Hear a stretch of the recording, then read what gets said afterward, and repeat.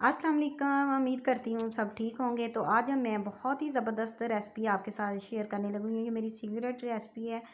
तो मैंने बहुत रिसर्च किया और मुझे आज तक ये रेसिपी नहीं मिली।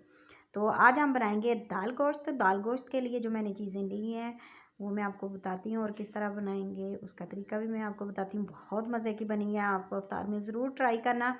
तो चलें स्टार्ट करती हूँ। इसके लिए मैंने 4 दालें मिक्स ली हैं, और मिक्स दालों के साथ में हाफ़ के जी मैंने चिकन लिया है, और दालों को मैंने आधा घंटा भिगोए रखा है। तो और अच्छे से मैंने साफ़ कर लिया है इनको। तो वॉश कर इनको मैं अब प्रेशर कुकर में डाल दूँगी, और पानी मैंने रख दिया है प्रेशर कुकर में। तो ये पानी तकरीबन 1 लीटर है, और ये देखें पानी पकने लग जाएगा तो हम दालें ऐड कर देंगे। और ये इसके लिए 1 प्याज और अदरक का क्यूब्स, 1 टमाटर, हाफ़ के जी चिकन चाहिए हमें, और साथ में मसाले इसके अंदर ऐड करेंगे। सबसे पहले दाल डालनी है, मैंने ऐड कर दी, और साथ में प्याज, टमाटर, अदरक का क्यूब्स, इन तीनों चीज़ों को डालेंगे। और साथ में अब इसके अंदर चिकन भी हम ऐड कर देते हैं।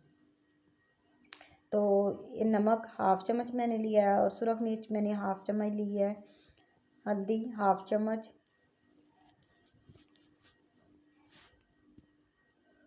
और दड़ा मिर्च हाफ़ चम्मच। आप अपने टेस्ट के हिसाब से कम या ज़्यादा कर सकते हैं। तो खैर ये थे मसाले, हल्दी, नमक और दड़ा मिर्च और सुरख मिर्च। अब हम प्रेशर कुकर को बंद कर देंगे। 10 मिनट के बाद प्रेशर कुकर खोलेंगे। साथ में इसका तड़का बनाएंगे हम दाल के लिए। तो बहुत ज़बरदस्त देखें तैयार हो गई हमारी दाल, और 10 मिनट कंप्लीट हो गए हैं। तो चूल्हा अभी दोबारा से चला देंगे हम। जो अभी ये थोड़ी सी अभी पतली सी है, तो इसको हम थोड़ा थिक सा बनाएंगे। तो यहाँ पर मैंने ऑयल के अंदर थोड़ा सा ऑयल लिया है, और साथ में मक्खन ऐड कर दिया है। और ये खड़े मसाले मैंने लिए हैं, आप 1 चम्मच ले लें।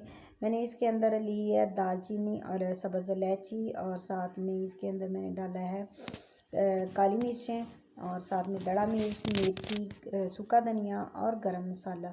ये हो गया हमारा तड़का तैयार।